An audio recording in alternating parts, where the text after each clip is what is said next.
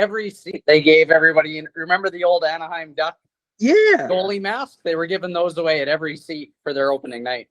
Oh man, that would have been so cool. Yeah. Awesome.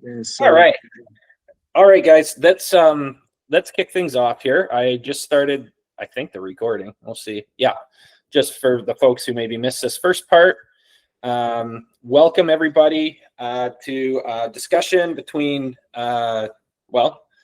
two titans of the industry, I will call you guys, Jojo Mcduffie and John Sinclair. I'm going to give a little intro here, and then I'm going to pass it off to these guys to talk a little bit about what we're here to talk about today. But let me first introduce myself and kind of what brought this whole conversation together. So my name's Dan Tadden. I'm co-founder of 7 Movements. I'm here with John Sinclair, who's obviously my fellow co-founder, and Jojo Mcduffie, a friend and colleague. And Jojo, I'll give you a time to introduce yourself here in a minute.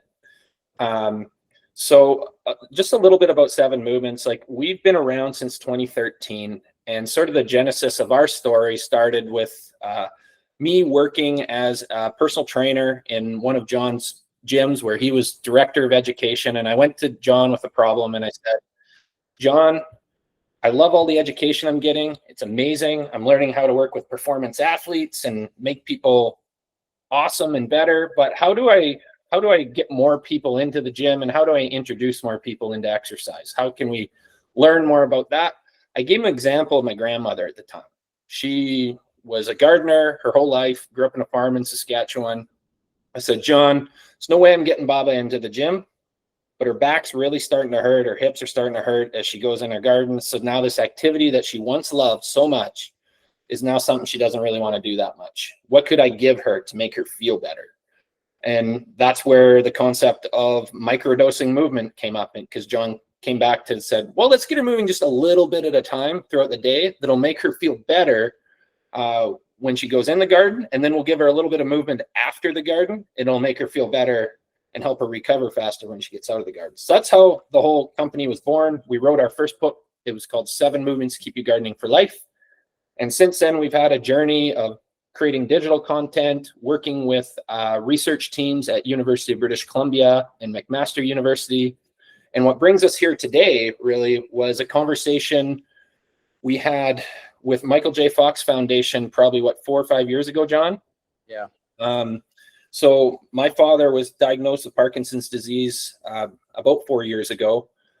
So I started to learn as his son. I started to learn a lot more about the disease and just kind of do a deep dive in there, and started to think about how we could take this movement snacking approach to Parkinson's disease, and how we could help him get a little bit more movement into his day. So we approached Michael J. Fox Foundation. They were very kind enough to help us send out a survey, and then met up with Jojo at Rocksteady Boxing. They supported that as well, and we got a whole bunch of information in from folks with Parkinson's disease, just informing us of, hey, here's the challenges we have around exercise.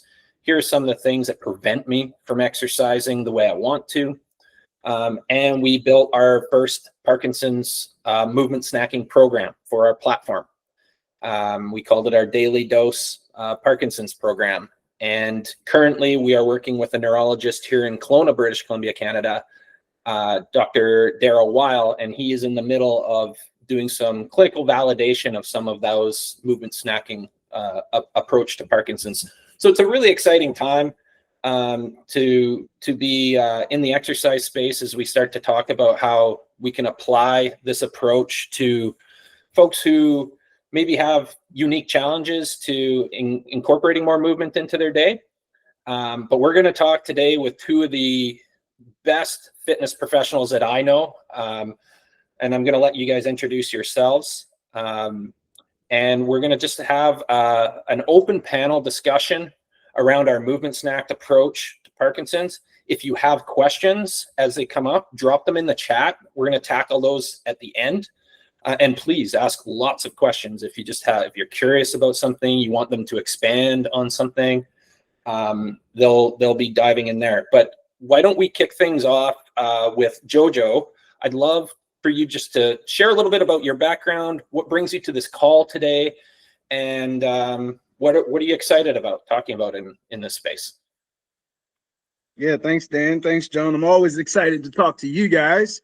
We since our first conversation, we've kind of all been on the same page. So it's really exciting to see, three coaches who don't make the use of AI to generate their programming and conversations with folks. So that's been great. My name is Jojo Mcduffie, and I work with the organization Rocksteady Boxing, which is a multimodal boxing-inspired fitness program that was started in Indianapolis, Indiana. We are in year 19 of operation. I'm in year 2 of my role as the director of affiliate partnerships. When I first started with the organization, I was a coach and affiliate owner here in the Charlottesville, Virginia area. So my work in the Parkinson's world started in 2015. And now that I work full-time for the organization, I get to help spread the rock steady word all over the world, really. I had my first call with a place in Taiwan last week, and that was awesome. But my background is in strength and conditioning, and I work with all populations from kids in their first strength training session to 90-year-olds in their first training session. And in between there were military athletes, professional wrestlers, boxers. And so I've been in this kind of search of fitness education pretty much since I started training. And I met Dan and John through LinkedIn. And through some conversations, we kind of recognized there was kind of this symmetry there, and we've been chatting about microdosing and 7 movements for some time now. So really exciting. Awesome. Thanks so much, Jojo. And John, why don't you take it away? Give a little bit about your background and maybe even a little bit more on what we're going to talk about today on the microdose approach and folks with Parkinson's. Sure. Yeah. Awesome being here. Thanks, folks, for joining in. I'm John Sinclair, co-founder of 7 Movements and chief movement officer and movement scientist geek over here at 7 Movements. I've been in the industry coaching folks for 30 years now. I started at the University of Alberta, did my degree in athletic therapy, physical therapy, strength and conditioning, all that fun stuff, and eventually got into more just coaching. And over the last 30 years, I've spent the vast majority of my career in education, learning from others, gathering information, building systems. I became one of the first faculty for an organization called PTA Global, where we certified personal trainers all over the world. Started the Institute of Motion, where we really took a deep dive into education and along the movement sciences and how that ladders up in programming for high performance, for wellness, for medical exercise and special populations. And so when Dan and I got together and kind of built this company, we started looking at, well, who are those folks that are just left alone with not a lot of help in the world of movement, and they're kind of just left to their own devices. And so what we started finding was like a lot of people in the chronic disease community, those people that were suffering from the symptoms of their chronic illness, were just left to the prescription of, well, just walk a little bit more, or maybe you should try and join a gym. And that wasn't good enough for us. My background being in athletic therapy and having to deal with people on the clinical side, that's not how they're treated in that realm. But if they're not clinically in pain or need to go to a clinic for pain, how do they just get through their day? And so we started to identify all these conditions, specifically Parkinson's disease, obesity, diabetes, multiple sclerosis.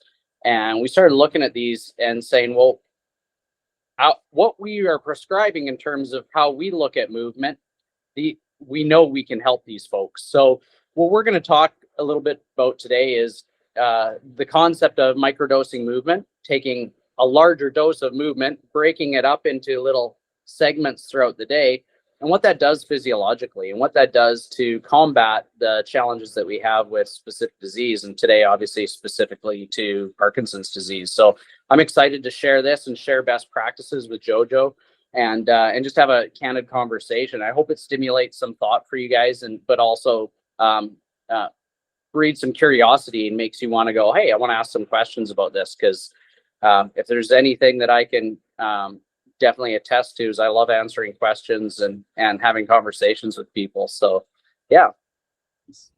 Awesome. Thanks. Thank you to both of you. Okay, so what I'm going to do is I'm actually going to pass this over to you, John, I'm going to jump off the screen here, pass it over to you guys to have a conversation around the movement snacking approach. Let me lead with the first question. Sure. Because I asked my dad what he would ask in this conversation.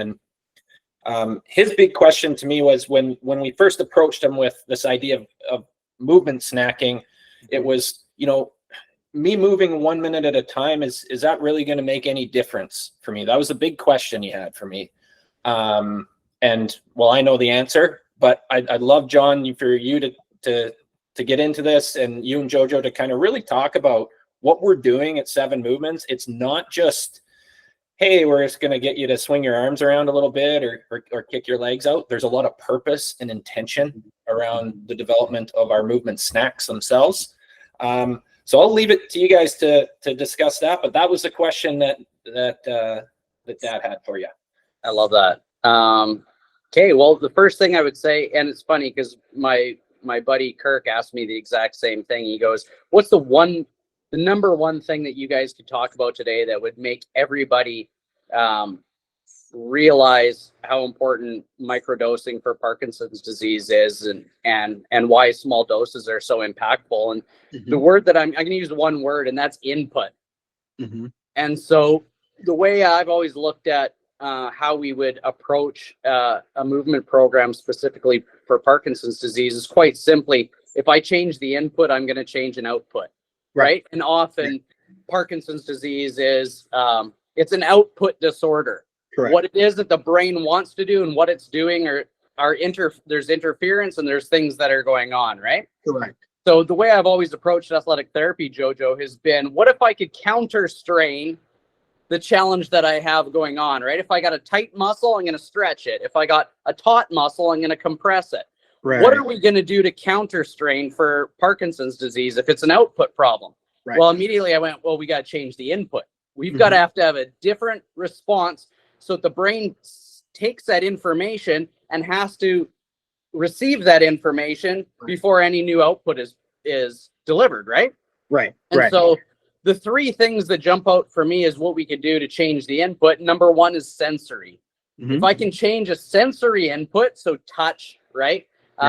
Touch or feel, right? Anything that's that way, or a visual sensory input, or an auditory input, or even different temperatures, right? Those are what we would call sensory. So that'd be number 1. 2 is motor, right? So what am I doing in movement that would allow me to change whatever output is going on? So it might be catching a ball, or it might be you're going to throw a jab, Jojo, and I got to move out of the way, right? So I'm reacting to some motor impulse, right? Right. Which would also be sensory, and we'll get into boxing and how important boxing is. And then the third one is vestibular, right? Yeah, so vestibular is changing my writing reflexes. So for those of you that don't know what that term is, it's where are my eyes relative to the horizon? Where are my ears relative to the horizon? Where's the position of my jaw relative to the horizon? And how does the input of me tipping my head to the side, how does that information get relayed through the brainstem back into the brain so I can know where I am in time and space? So for me, it's changing inputs. What are those? Those are the 3 categories, and we've got lots of subcategories underneath those 3s, right? Right. And then how do I build programming around that?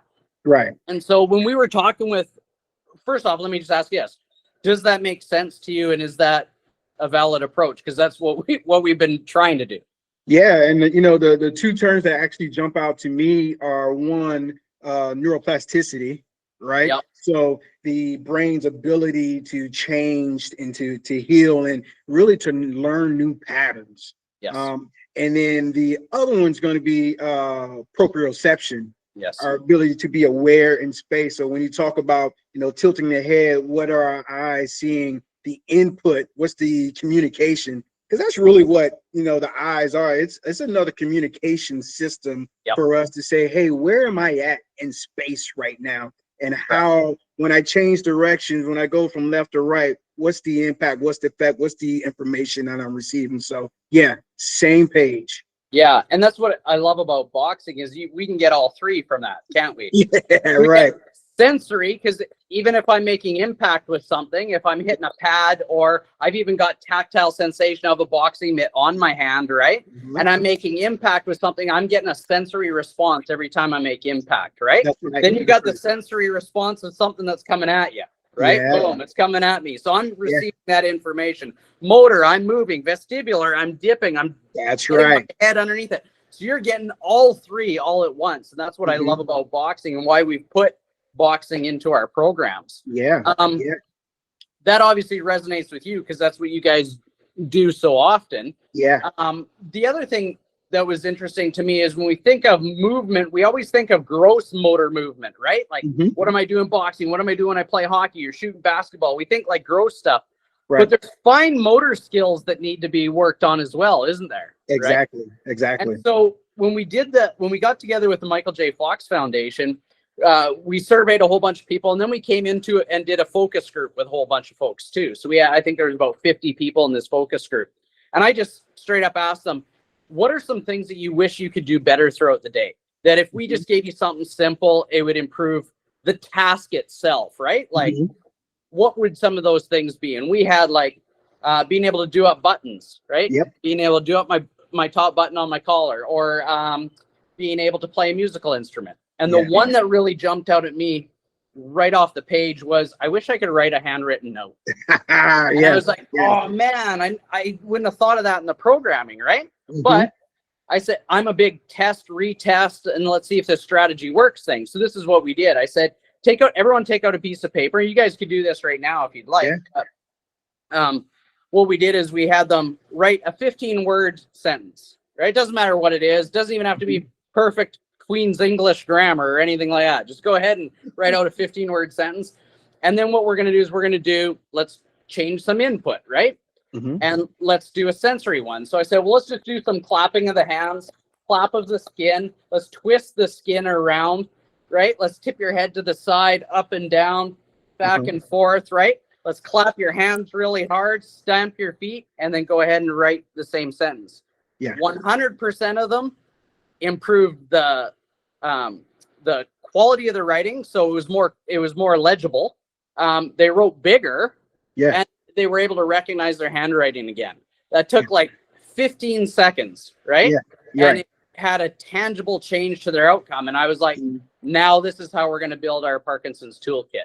Was all around that idea of, let's change an input, get a different output. And if you remember that tool, right, you start to go, well, anytime I need to put a screw into the wall, I go and grab the screwdriver. I don't grab a hammer, right? Right. And now you start to have those tools, and that's why we called them toolkits and started building things around that. Was what are all the tasks that I'm challenged with throughout the day, and then how do we build some strategies for that, right? Right. Well, John, the one thing that I learned from you, and I used to joke with you about this, was the scrub and rub, right? Yeah. Talk to us a little bit more about that and what's actually happening when you take a little time to do some sensory rubbing your skin, patting your skin, different parts. What is actually happening there? Cool. For the folks that are on this call, if you'd like to do this with me, we're going to do a little test retest, but we're going to do something that has a little more movement in it. So if you wouldn't mind, we'll do we'll just do a basic squat, and then I'll show you what this rub and scrub kind of means, and what benefit we get from it, because it is one of the strategies that we have in our program. So the first one would be, so if I'm just going to do a squat, right, I'm going to just test what that feels like. Okay, I'm going to do a few squats, and then what we're going to do is we'll do a rub and scrub. So I'm going to come a little closer to the camera so you can see my knee, and then all I'm going to do is I'm going to take my hand, and I'm just going to create some friction. It's like, I'm going to date myself. Remember Mr. Miyagi when he goes, right? And he creates that heat there. Sorry, my brother is trying to call me. You guys still here? Yes, sir. Where are we at? Oh, there you are. Okay. So we're going to try and create some heat. So we use some friction to create some heat. And all I'm going to do is I'm going to scrub this one knee for about 10 or 15 seconds. And then I'm going to go back and I'm going to squat and I have definitely more range of motion on this knee that relative to the other one. So I come back and I rub and scrub this one. Otherwise, my joke is I'll be walking in circles all day. Right. So I do that one and I come back and I retest, and that improves the quality of the motion around my knee. Now, your question was, well, what is that actually doing? Like, you're just rubbing your knee. Have you ever like smashed your shin on the coffee table? Oh, yeah. And what's the first thing you do? Ouch. And you go and grab it. Yeah, Yeah. you're like, and you rub it, right? Because you're changing, you're distributing that sensory response around the area. It's not so pinpoint, right? The other thing you're doing is starting to comfort the nervous system, right? You know, kid falls, bangs their elbow, you pick them up, you give them a hug, you tell them everything's okay, and they're like, yeah, it doesn't hurt that bad anymore, right? The threat is mitigated. This is one way of changing sensory input just through the skin, okay? And sending that good positive information back to the brain that I am actually creating comfort in and around this area. We get comfort from heat and change temperature, right? So that's number one. Number two is the accompanying change of heat that I delivered to this area also will deliver fluid to the area.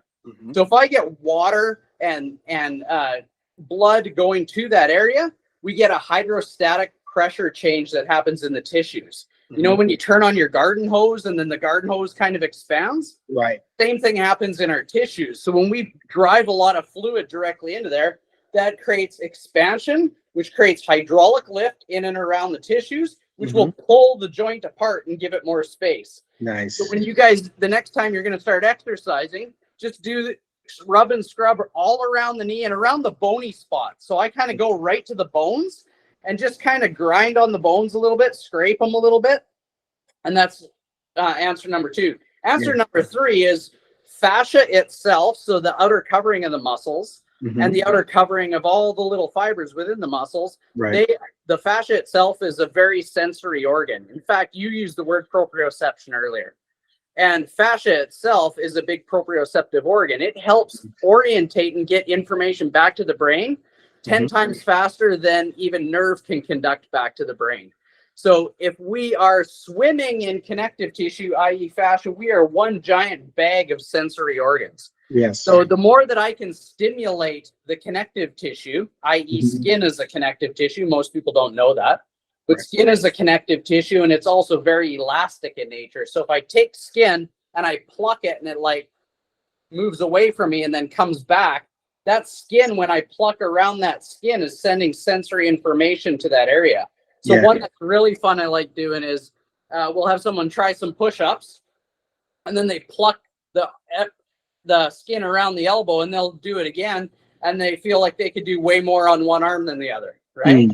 And especially around the wrists, anywhere where the joints are getting compressed. So those are the reasons why we put those into our programs, is that it's a deep dive physiologically into the sensory motor system, but as well as the neuromechanical system, our nerves, how they send information to the muscles, how that force is absorbed into the connective tissue before the muscles decide what to do with it, and the nervous system decides how to orient the bones in order so that they can receive all that force. And it's just a beautiful symphony of things that happen.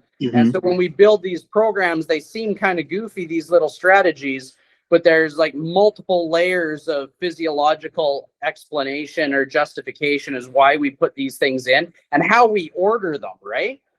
Like, how do we organize them enough so that somebody goes, okay, this is cool. Like, you talked about the importance of a daily readiness observation. Like, how do you know with your clients that they're ready to give it their all that day, right? It's, well, how do I prep them? How do I give them the right dose of activity that makes them feel that they can do what they need to do on that particular day, or they're driven for with an aspiration of feeling a certain way or wanting to accomplish a certain task? And then how do we recover from it? So these strategies kind of fit into all these, but how we organize them is really the beauty of programming, isn't it? Right.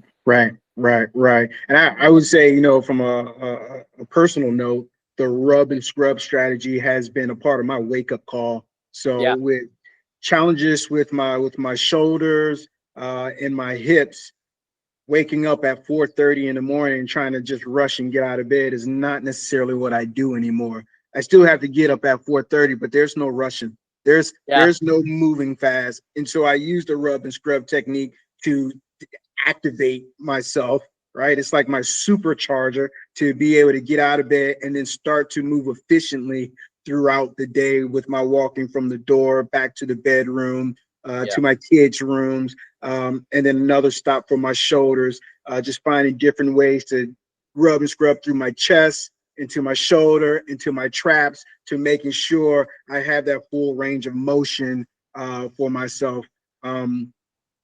Most people aren't aware of the readiness score that's involved with 7 movements. Talk to us a little bit about why that was important to you as a programmer and developer to have the first part of it be the readiness score.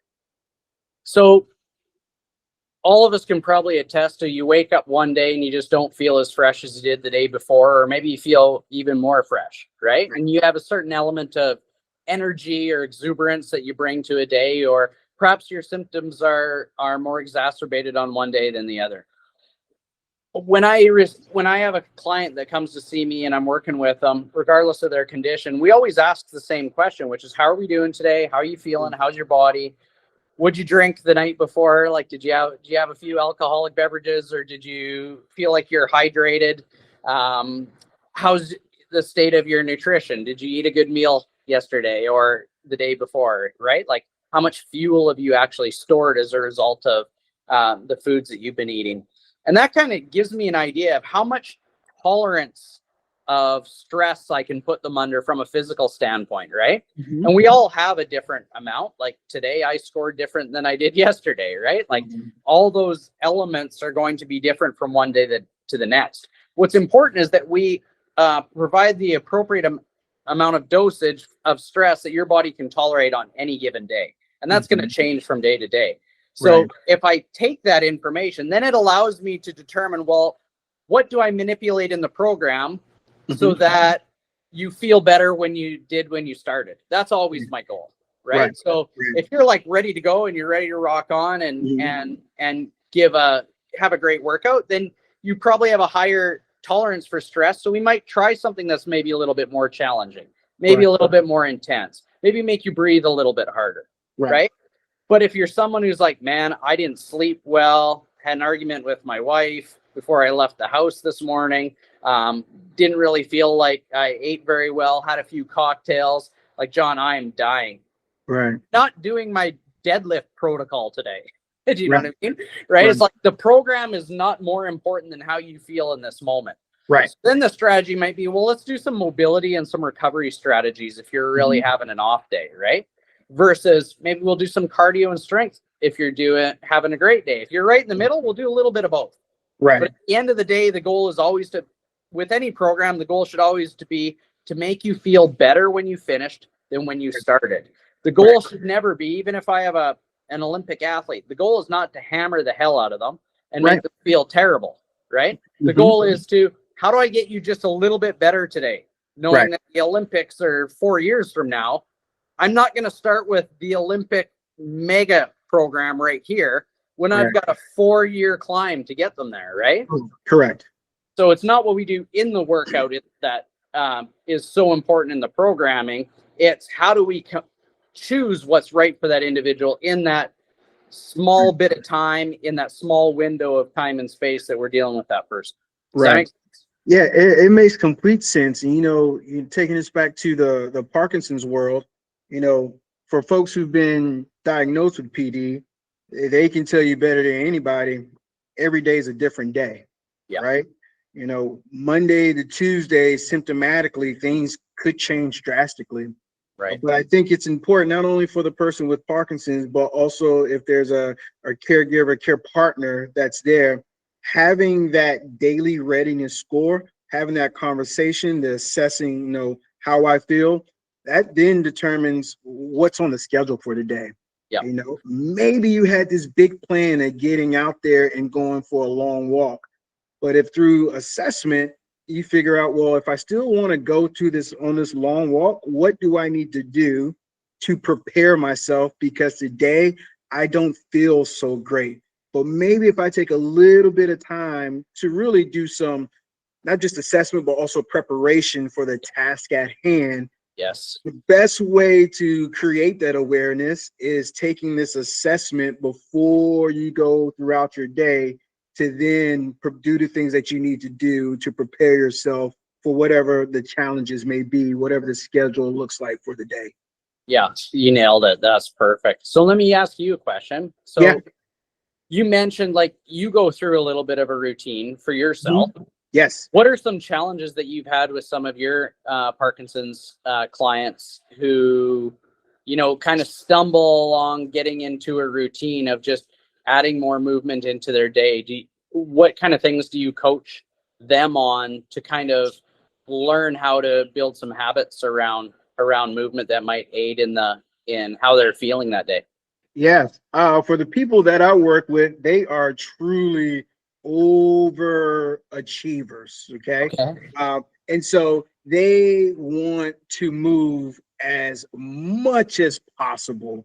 Love it. And so a lot of my conversation has to deal with let's scale things back, because just like any athlete that's out there, injury prevention, recovery becomes a thing when you've compounded all of this stress. So Right. what I try to do is say, first, let's settle down, right? Let's try to do less right now. And then if we can do less right now, now we can see where we're at, right? And then from there, we start to talk about what are the challenges that you're actually facing. And so if I program mobility work, I'm going to give them one thing to start with. Because if I give them 5 to 6 things, what I've learned is that they try to do it all the time. Right. Right. Like then it's like an all-day event for hip Correct. mobility. Right. Correct. And one of the things that I've learned from research that's helped me in my coaching is that if I change everything, I can't figure out what was causing, discomfort of, let's take the hip, right? So I want to try to break things down to just give them one thing to help them out at a time, and then build from there. Again, I've had as a coach who has like this elite athlete training background, what I found amazing in working with people with Parkinson's disease is that they are the most committed, the most dedicated individuals, right? If I told them they could come to the gym to do a 2 a day, they would do it, right? And so what I've had to do really during my time is scale things back, because dopamine is that feel good chemical, right? And so they start to feel really good. It's like, let's give me more. Let's scale it back. Let's identify what's creating the challenges. And if that's within my scope of practice, let's figure out how we can create something that then helps you. Well, I think that's where, microdosing movement or movement snacks really helps out, right? Is that if I give you a strategy based on your daily readiness, we don't need to do it all day long, but you could do you're going to do this one drill for 1 minute, and then you're going to retest yourself. So let's say it's mobility for the hip is what we're going to try to work on today. That's the dose that's been prescribed for you. We might do something that would involve mobility at the hip, like a squat, and then we do a strategy, and then that's going to be your daily strategy. Because what you'll find is that will start to improve over the day, right? For sure. And so that's what we mean by JJ. I saw your question. Thank you, buddy, for sharing. The idea is taking a particular strategy or dose of whatever activity that we might want to prescribe for somebody. And then let's say if that's your mega dose, we're going to break this up into like maybe 1 minute or up to 7-minute segments throughout the day. Right. And then you would give them these specific movements that they would do that fit into the categories that are determined by their daily readiness observation. And then based on that, that's going to be their strategy that they do throughout the day. So it might be a hip mobilizer, right? So I'll show you one here. So look at that setup. That setup is amazing. Hands on the hip, and we're just going to slide left to right. right? And you're going to do that for 60 seconds on your left and then 60 seconds on your right. And then you're going to carry on with the rest of your day, right? That might be one drill. And then the next drill might be stagger your stance, reach forward, right? So we went to the inner thigh, the last one. Now this one's the posterior thigh. Then we might have another dose that has them staggered this way, and we take them in that position. So now we're into the front of the thigh, right? And then we might keep them staggered here and have them rotate. So there would be 4 different movements that we could do that perhaps would be 60 seconds at a time, but they're going to do one 60-second dose of one exercise, and then the next one they're going to do a 60-second dose of the next exercise, and then a 60-second dose of the next exercise. And by the time they finish that day, you've mobilized the hip in a variety of different ways and through different structures to make them feel like, all right, that was really good. And we wouldn't limit them only to 4 or 5 a day. They could do it more frequently, but the idea is just to maybe every 15 minutes get up and do a few of them, right? And then you start to build habits around it, right? And that was going to be my next question for you, is like, how do you build that into a habit for somebody, or what have you done to change the environment for that person to know that that's how they mobilize? And I say that because now I'm not allowed in the grocery store with my wife anymore, because I just spontaneously break out into hip mobilizers. so I'm like, those same ones, she'll be standing there looking for something, and I'm going like this, and because it's natural for me. I'm standing in my gym all day long, and I'm mobilizing as I do it, right? Because it feels good, right? Yeah. So are there things that you do for your clients that you recommend, like, okay, well, you need to get better at, we call it tea kettle boxing, right? Once my tea kettle is going, it's going to take a couple minutes, work on your left jab if we need to work on it, or something like that. Do you change or try to attach different things that they do throughout the day with a specific movement sequence for your client? Yeah, especially since I'm standing right here, we have this view here. I think about posture, right, and what that looks like. We know, especially in the PD community, the importance of posture, right? If you're here in this kind of forward situation, you're more susceptible to falls, and so especially for that individual that comes on and posture is not where we want it to be at that moment, it's creating the strategies to get it in a better position, right? And so a couple of my favorites are is the cueing of the pulling the shoulders back, and we say hands in back pockets. Oh, I like that.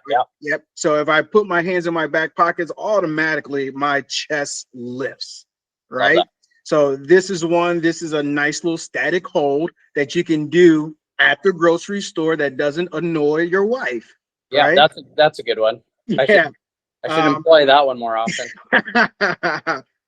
Another one that I think is really helpful is just standing against the wall, right? Yep. So I can do hands in pockets, but I can also stand with my back against the wall. So we're coaching shoulders down, and the back of our hands are planted against the wall with our upper back as well, right? Yeah. I do that one in the shower, because I find throughout the day my head's like falling forward, being against the screen. I put my shoulders back. I'm like, my head's not even close to that, right? Exactly. Head back there, and you're like, oh my goodness, like what a relief that is, right? Yeah. That's a good. I like that environment tweak. That's a good one. Yeah, and then when they are in a standing position, I love chest openers for posture. Mm-hmm. And that's it can be more of a dynamic movement. So arms out in front, and we are expanding here, right? Yeah. And for some, what I'm also able to identify is their sense of balance in that time, because even that subtle movement creates this shift where they could lose balance. And so it also serves as an assessment for me when we're working together of, all right, maybe let's do this from a staggered stance position. Right. Maybe we need to take a wider base. And I always say this, John, especially when I'm in a group setting. I have personal training sessions within a group setting, right? Okay. So if I have 10 people in a class, they all have something different that I need to be thinking about. And Yeah. so it's a yes, PWR. Thank you, JJ. Yeah. Hey, JJ is on it. I love that. Yeah. But yeah, you want to think about those big movements. You got the 10 people. What are they all doing? What are some of the challenges that they need help with, Yep. and help them build from there. Do you find yourself like ever prescribing any dual tasking things, like different cognitive challenges that go along with perhaps a movement challenge or a reactive challenge that is doing multiple things at the same time? So not necessarily just coordination stuff, but like maybe catching a ball with one hand while turning your head or anything like that. Oh yeah. Those ones now can be fun little games where you can gamify it, right? It's like, yeah. Hey guys, we're gonna have a little competition so you can practice this at home and how many times you can throw the ball, catch the ball while turning your head in 60 seconds or whatever, right? Exactly. Or you have the bouncing the ball while flipping over a deck of cards and identifying what that card is out loud. So voice activation as well. Yeah. I find like doing little things like that are great for movement snacks, especially if you're still in a work environment and you just need to kind of break up the day or get away from your screen or something like that. Exercise snacks work great for that. Is that now we can put some purpose to whatever those snacks might be, and then organize them in such a way that would allow you to go, all right, I improved cognition, I improved my visual motor field, I changed my reaction time and my tactile response. So you're like checking off a whole bunch of things in one gamified little strategy that you could use that would only take 60 seconds to practice, right? Yeah. For myself, working from home, one of the things I do if I'm working from home and my kids are home is we crawl around the house. We'll crawl around, we'll roll around. That gets me away from my desk. And again, it's just a small time that helps me reset everything before I got to come back and, record a webinar or something like that. Yeah. But the movement snacking has even helped me in terms of my journey to improve my strength, right? Yeah. Most people think you got to be really traditional with this thing. You got to have 5 movements, 3 sets of 10, spend 45 minutes to an hour in a gym. That's not necessarily the case. In fact, when you think about Olympic athletes, even some tactical athletes, they are training in small chunks. That's right. Because part of that is they don't want to overload or overstress their bodies, because you never know what's happening the next day, especially for our tactical athletes, right? You mentioned Olympic training, gearing up for 4 years. If I come out the gate at 90%, God bless us all. I'm not going to make it 4 years. And so what I was telling Dan this earlier, my mobility practice is based off microdosing. I absolutely hate training mobility. It is like the thing that I struggle with. But what has helped is for me to, one, if I do it, I feel better. I'm not spending 30, 40 minutes on it. I get a little taste of what could be. And so I take that and I do a little bit every single day. And it compounds. And now, I'm squatting way better. I did Zercher squats this morning and my hips don't feel shot. It's something that it just applies to really everything we do, especially learning, relearning, retraining over time. Yeah. I think like the framework of a microdose for those of you or for like how we actually organize a snack is really just comes down to, first and foremost, finding what purpose do you want in your movement, right? Like, so for if it's that you knew that you were going to want to do some exercise that involves squatting, you might do some mobility for your hip as part of your movement snack, right? Or it might be that I planned on, going dancing with my wife after dinner. So what things could you do throughout the day that would prep you to be able to have a successful night out, right? And so that really, that's the first start is like, what is the purpose behind your movement snack? It's not just that I need to exercise. It's more importantly is, does it attach to the aspiration and what drives me to want to get more movement in, right?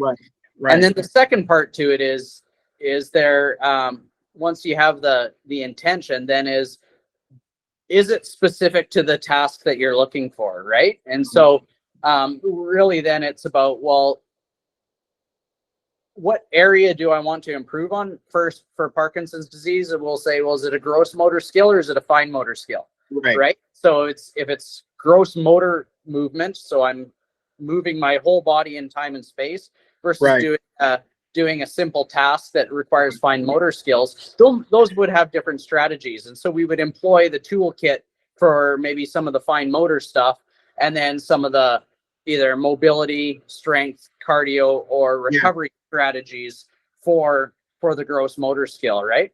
And then the last thing is like, how do we attach it to make it a habit, right? Like, what is our environment?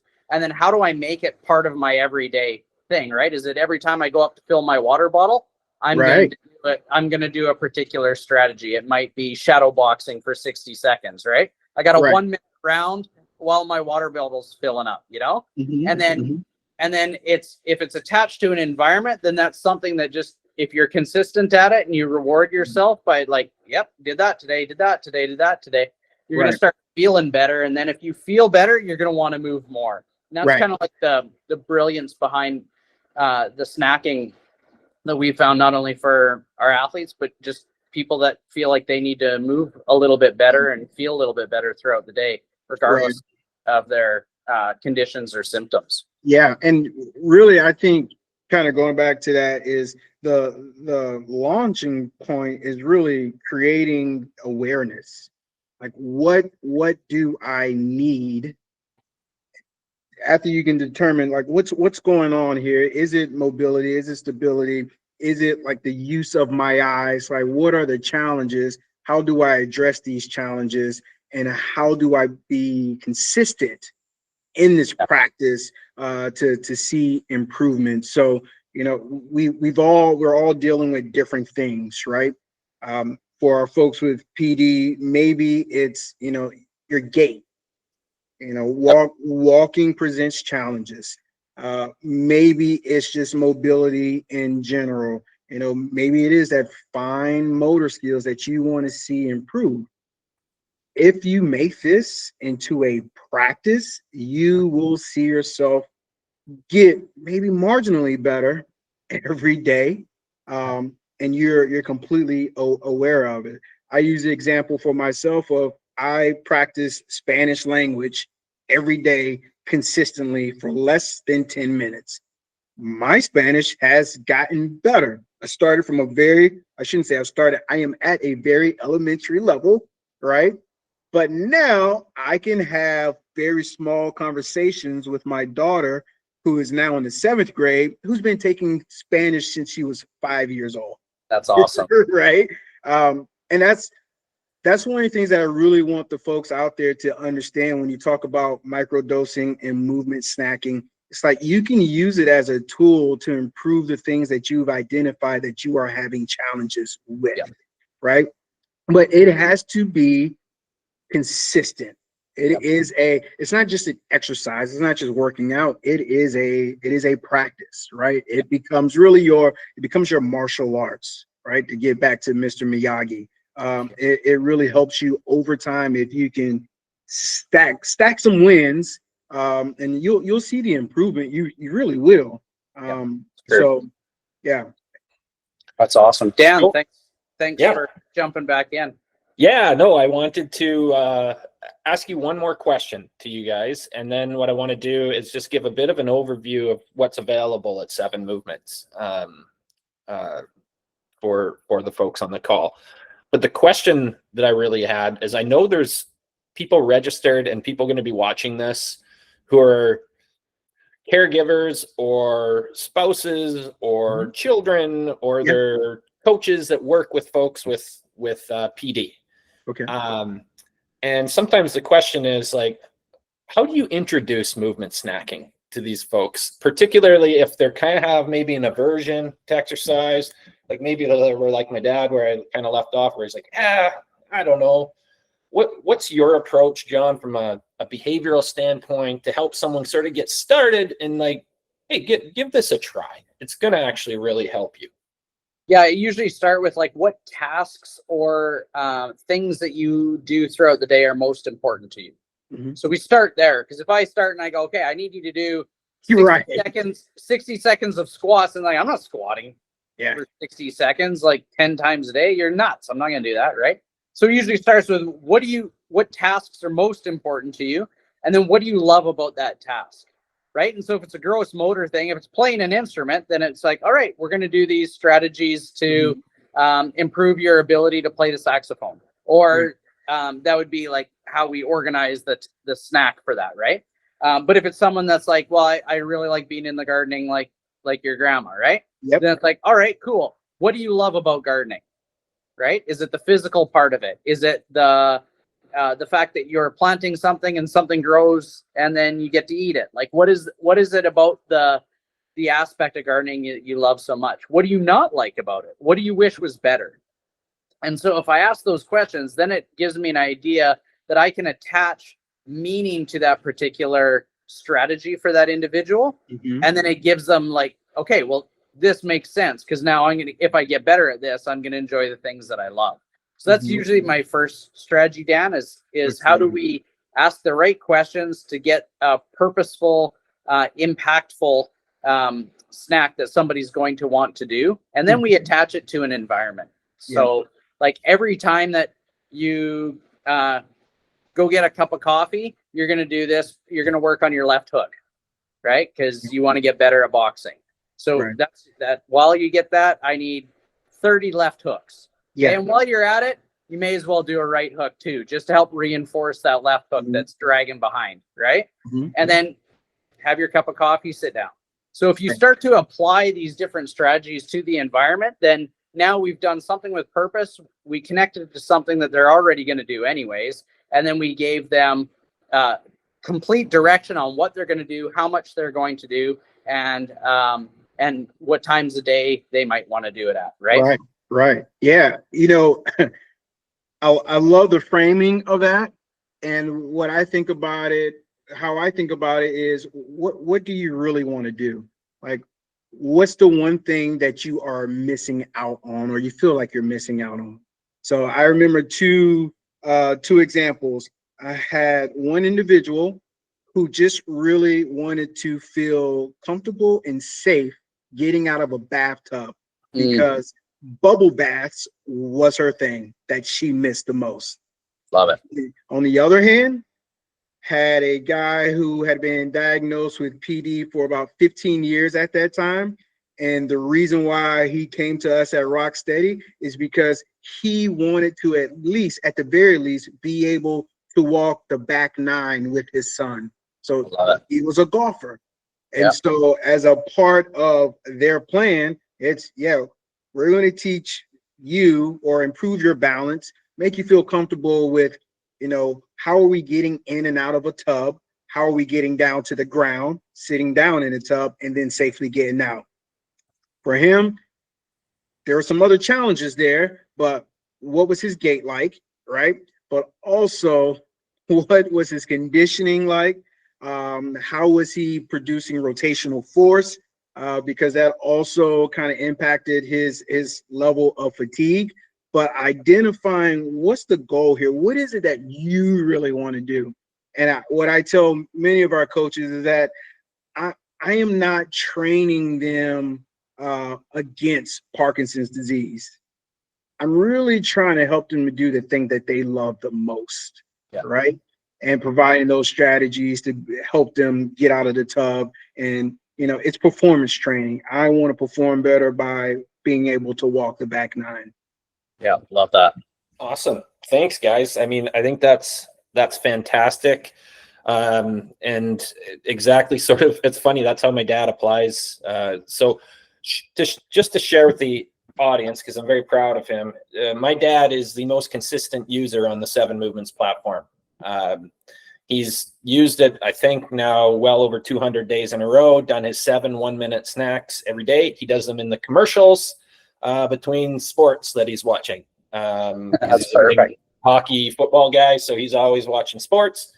So he gets up and does his movement snacks in there, and then he does our pre-walk toolkit routine before he goes for a walk because he was having some balance issues, and that's helped tremendously. So just to share with, well, first of all, thank you to Jojo and John. Thank you for being here, sharing your wisdom and expertise. I think we should do another one of these because I think there's a lot more to talk about in this space. But thank you for your time here. To the audience, thank you for coming. If you've attended live, if you're watching this on recording, really excited to kind of have you join the 7 Movements ecosystem here and kind of learn about what we're doing. I'll give you a little bit of background on what's available at 7 Movements right now. As we were talking about at the beginning of the call, when we worked with Michael J. Fox Foundation, got all those survey results, John was able to put together what he called a Parkinson's daily dose program. That's the program I'm talking about that my dad's on. It's 1 minute, 7 1-minute little doses of movement based on their daily readiness score. So every morning or whenever they open the app, they fill out a readiness score and it generates 7 movements that they'll do throughout that day. And then the second program we built for this community is called our Parkinson's Toolkit. And those are full of 7-minute strategies that are more outcome specific, such what John probably touched on around before you go for a walk, after you go for a walk. Maybe you want to practice going up and down stairs and get better at that. There's a whole bunch of different strategies in there. And something new to 7 Movements that is coming in November is we are going to be adding a coaching element. So to date, we've just been a platform, an online platform where you can go and get these programs, all built with John's authentic intelligence, what we call the real AI. And after speaking to a number of our users over the last 6 months, they've asked us to add a human element to what we're doing. So you'll now be able to access John and other 7 Movements coaches to be able to help guide you through this daily practice as well. So I think the best case scenario for a lot of people will be to have some coach support along with a daily practice that you can access via the app. If you are a coach listening to this, come talk to us. You can use our platform as a daily practice for some of the folks that you're working with right now, and we can talk about what that looks like.